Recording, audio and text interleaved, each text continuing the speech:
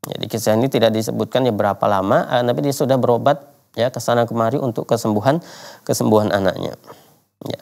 Namun ya sampai suatu saat ya, sampai suatu ketika ya datanglah secercah harapan ya, dan terbukalah pintu solusi ya, karena ada seorang soleh yang menghubungiku dan mengingatkan hadis Rasulullah sallallahu alaihi wasallam ya, yaitu dawu maradhakum bil sadaqah.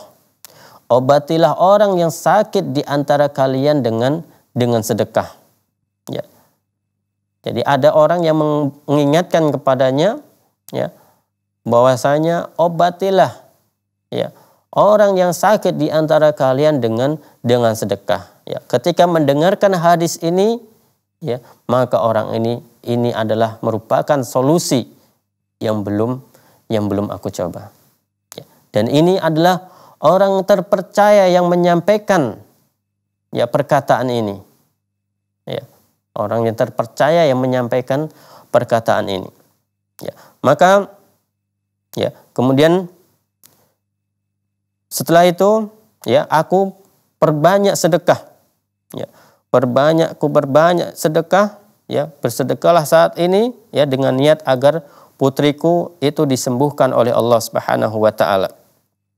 Ya, dan kemudian akhirnya aku pun bersedekah ya dengan dilandasi kerendahan hati kepada salah seorang fakir ya, namun segala sesuatu ya tidak ada perubahan. Ya, aku menginformasikan hal ini kepada orang soleh itu dan dia pun berkata, ya, Anda termasuk orang yang memiliki banyak harta. Ya, hendaklah ya sedekahmu seukuran dengan hartamu. Jadi orang kaya harus mengeluarkan ya banyak juga hartanya untuk bersedekah agar diberi kesembuhan untuk anaknya.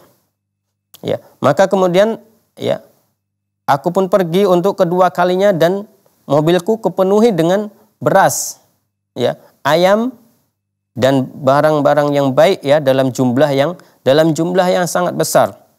Lalu kubagikan kepada orang-orang yang membutuhkan ya.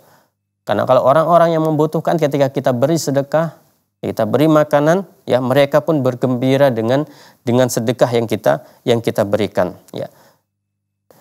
Dan subhanallah ya, tiba-tiba ya putriku menjadi sembuh total. Ya, seperti tidak pernah sakit sama sekali. Kaum muslimin yang dirahmati oleh Allah Subhanahu wa taala. Ya.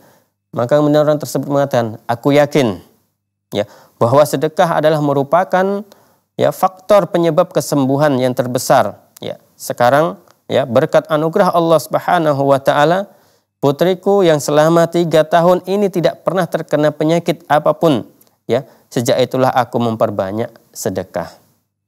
Jadi mari, ya ketika kita ada sakit dalam diri kita ataupun keluarga kita ada yang memiliki penyakit, ya kita obati ya dengan sedekah.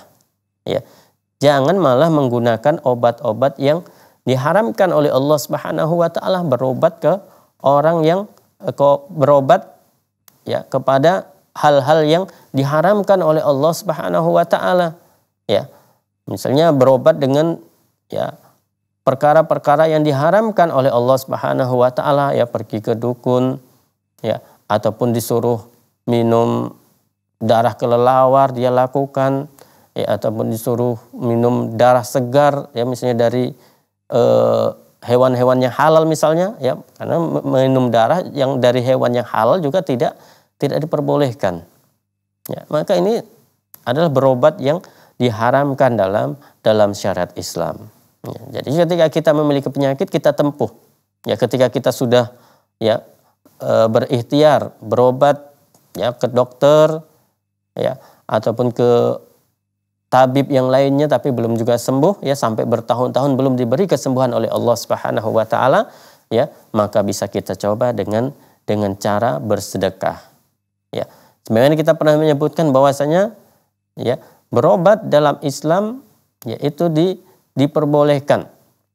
Ya, berobat dalam Islam itu diperbolehkan ya, bisa dengan cara berobat ke dokter ya ataupun dengan ya apa-apa yang telah disebutkan oleh Rasul Shallallahu Alaihi Wasallam. Ya misalnya bisa juga berobat dengan membacakan ayat-ayat Al-Quran ataupun biasa disebut dengan ruqyah, ya, ataupun bisa juga dengan berdoa, ya, memperbanyak berdoa kepada Allah Subhanahu wa taala untuk kesembuhan, ya, ataupun bisa juga dengan sedekah yang kita sudah menyebutkan, ya, 2 kisah ya di kesempatan kali ini berkaitan dengan keajaiban ya dari sedekah, ya, dan dengan sedekah ini ya bisa menyembuhkan orang yang dalam kondisi sakit.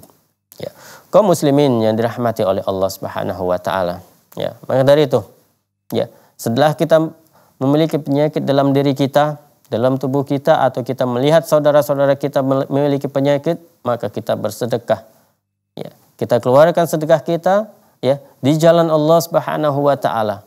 Ya, kita berikan kepada orang yang membutuhkan ataupun kepada orang yang miskin ataupun untuk, ya, perjuangan dakwah Islam ini, ya, dengan sedekah kita, ya, maka insya Allah Allah Subhanahu wa taala akan memberikan kesembuhan ya untuk kita, ya, ketika kita sudah memang berusaha ke sana kemari tapi belum diberi kesembuhan oleh Allah Subhanahu wa taala, maka insya Allah ya dengan sedekah yang kita keluarkan ya di jalan Allah Subhanahu wa taala, ya, ataupun untuk perjuangan Islam, ya, untuk dakwah Islam ini, ya, maka Allah Subhanahu wa taala akan memberikan kesembuhan kepada kita. Dan dalam berobat, ya, ketika bersedekah kita harus sabar, ya, dan tetap ya bertawakal kepada Allah Subhanahu wa taala, jangan pernah berputus asa dari rahmat Allah Subhanahu wa taala. Semoga ya 2 kisah yang kita sebutkan tadi dapat bermanfaat untuk kita semua, ya, dan bisa memotivasi diri kita untuk senantiasa ataupun merutinkan untuk memperbanyak sedekah, ya, karena sedekah yang kita keluarkan ya sedikit tapi rutin kita lakukan ini lebih baik ya daripada banyak ya akan tetapi hanya sekali. Ya, kita tutup dengan doa kafaratul majelis. Subhanakallahumma wa bihamdika asyhadu an la ilaha illa anta astaghfiruka wa atubu ilaik. Wassalamualaikum warahmatullahi wabarakatuh.